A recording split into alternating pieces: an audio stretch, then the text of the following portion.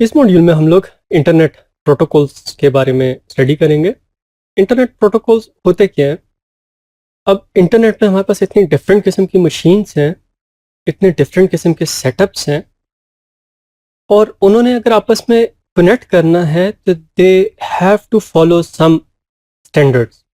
और वो जो स्टैंडर्ड्स हैं, जो एक तरीके से हमारे पास सब लोग एक तरीका अडॉप्ट कर रहे होते हैं, एक बात को फॉलो कर रहे होते हैं, एक स्टैंडर्ड वे में कम्युनिकेट कर रहे होते हैं, उसको हम लोग प्रोटोकॉल कहते हैं। तो इंटरनेट कनेक्टिविटी के लिए भी हमारे पास जो है वो डिफरेंट प्रोटोकॉल्स होते हैं। तो लेट अस डिस्कस दोस प्रोटोकॉल्स। टीसीपी आईपी जो है वो हमारे पास एक मेन प्रोटोकॉल है जो इंटरनेट पे कम्युनिकेशन के लिए जो है वो यूज होता है। अगर हम लोग इसकी डेप्थ में जाएं तो in fact networking and studying these protocol requires a course in itself, right? अगर हम लोग इसे हर लेयर को डिस्कस करें, इनफैक्ट मल्टीपल कोर्सेज हैं जो हमारे पास इसको कवर करेंगे, लेकिन अभी इस मॉड्यूल में हम लोग एक बेसिक ओवरव्यू हम लोग लेने की कोशिश करेंगे कि हमारे पास डिफरेंट प्रोटोकॉल्स डिफरेंट लेवल्स पे किस तरह काम कर रहे होते हैं। तो जो इंटरनेट प्रोटोकॉल्स होते हैं ये हमारे पास एक लेयर्ड आर्किटेक्चर होता है, और जो टीसीपी आईपी का जो हमारे पास प्रोटोकॉल है उसे हम लोग 4 लेयर्स में जो है वो डिवाइड कर देते हैं। At the bottom most layer हमारे पास लिंक लेयर होगी, जिसके अंदर हमारे पास मैक एड्रेस हो सकते हैं। जो मैक एड्रेस क्या है? जो आपका मोबाइल फ़ोन है या जो आपका कंप्यूटर है, लैपटॉप है, जो भी चीज़ इंटरनेट से कनेक्ट हो रही है उसका अपना एक यूनिक हार्डवेयर एड्रेस होगा, उसको हम लोग मैक एड्रेस कहते हैं।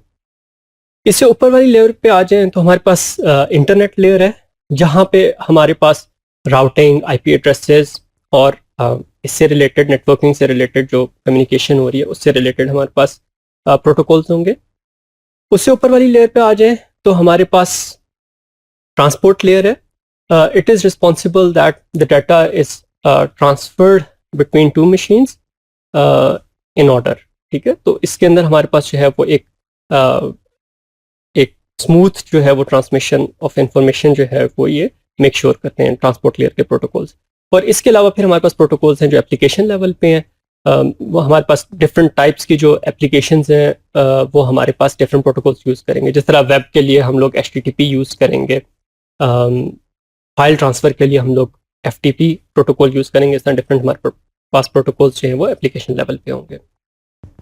Let us start with the bottom most layer, that is the link layer.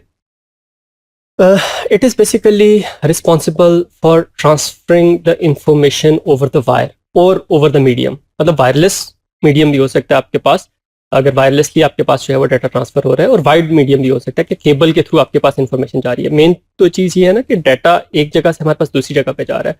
तो लिंक लेयर जो होती है ये रिस्पॉन्सिबल होती है कि उस डाटा को कन्वर्ट करना बिट्स के अंदर, और किस तरह वो इलेक्ट्रिसिटी या हमारे पास वेव्स के थ्रू या हमारे पास जो है वो लाइट के सिग्नल्स के थ्रू, अगर ऑप्टिकल केबल है, वो हमारे पास चीज़ है वो ट्रांसमिट होगी मीडियम के ऊपर।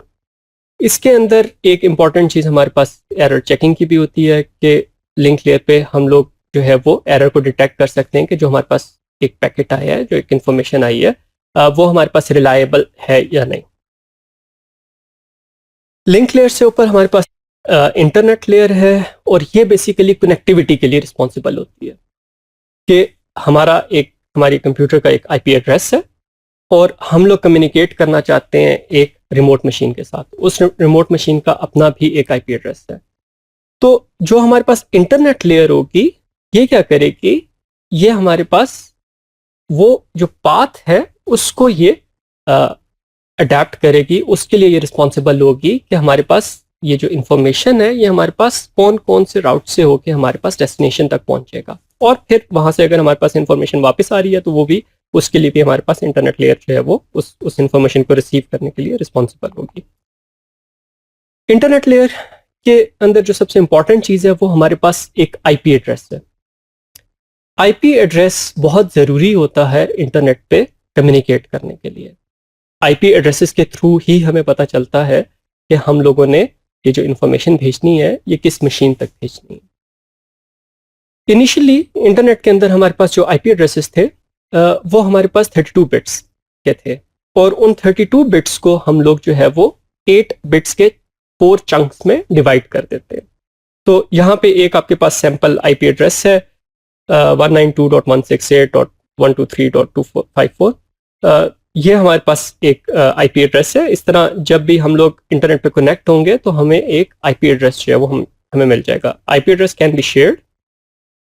ये जो इसकी डिटेल्स हैं वो आप एक नेटवर्किंग के कोर्स के अंदर जो है वो बहुत अच्छे तरीके से जो है वो कवर कर सकते हैं।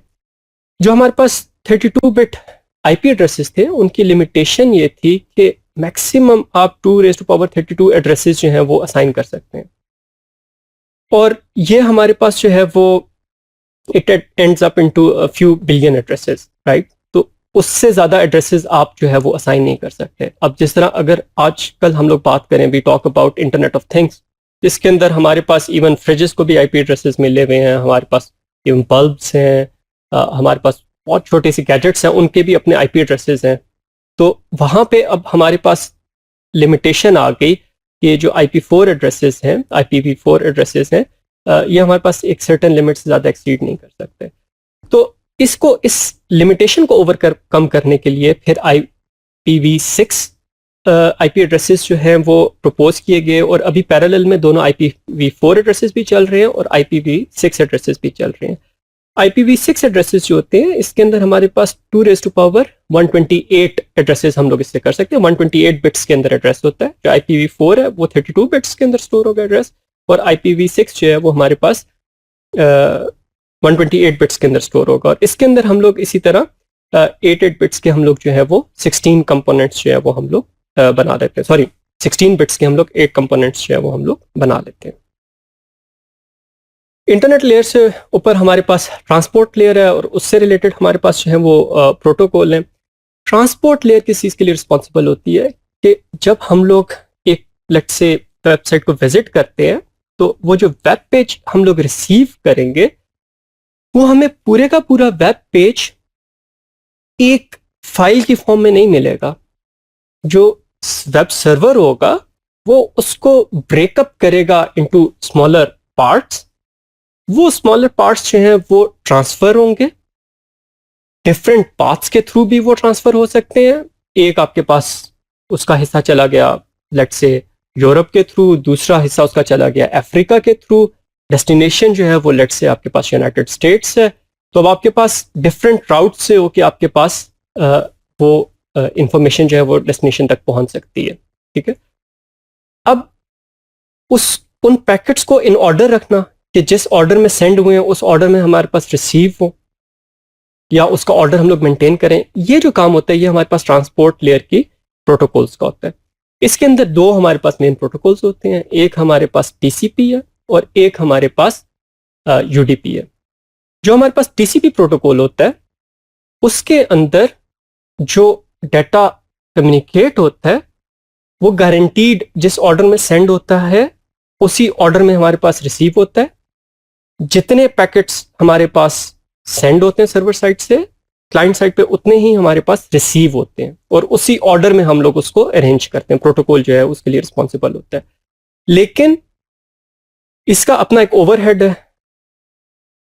जब हम लोग कोई वेबसाइट्स विजिट करते हैं या हम लोग कोई फाइल डाउनलोड करते हैं तो उसके अंदर हमारे पास TCP प्रोटोकॉल जो है वो यूज हो रहा होगा। लेकिन at times we do not need this much of sequence and this much of completeness of the data. जिस तरह अगर आपके पास आप एक वीडियो वॉच कर रहे हैं, अब उसके अंदर अगर आपके पास थोड़ी सी आवाज़ डिस्टॉर्ट भी हो जाती है तो it will not make very big difference. या अगर आप वॉइस ओवर IP बात करें, फ़ोन पे बात कर रहे हैं, तो उसके अंदर अगर आपके पास बीच में थोड़ी सी डिस्टॉर्शन आ जाती है, नॉइज़ आ जाती है, तो उसका बहुत ज़्यादा जो है वो प्रॉब्लमेटिक नहीं होगी।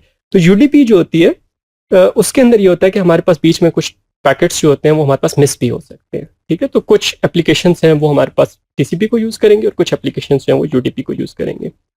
एप्लीकेशन लेयर प्रोटोकॉल्स जो होते हैं जो टॉप मोस्ट लेवल पे वो डिसाइड कर रहे होते हैं कि हमारे पास जो रिक्वेस्ट जाएगी उसका हमारे पास फॉर्मेट क्या होगा, जो रिक्वेस्ट आएगी वो हमारे पास किस फॉर्म में आएगी। तो एप्लीकेशन लेवल पे जो वेब से रिलेटेड जो प्रोटोकॉल है वो हमारे पास हाइपर टेक्स्ट ट्रांसफर प्रोटोकॉल है। इसके अलावा सिक्योर कम्युनिकेशन के लिए हमारे पास SSH है, सिक्योर शेल प्रोटोकॉल।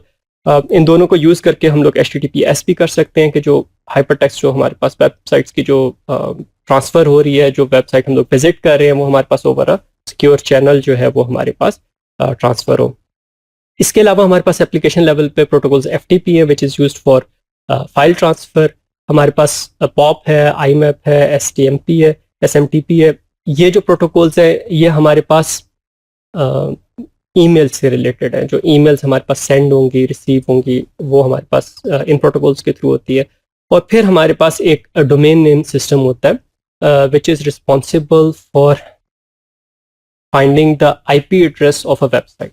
जिस तरह अगर हम लोग दराज.pk लिखते हैं तो वो हम लोगों ने रिक्वेस्ट भेजनी है किसी एक मशीन को, और उसका IP एड्रेस हमें पता होना चाहिए। तो जो DNS होता है it is responsible for finding the IP address of the particular website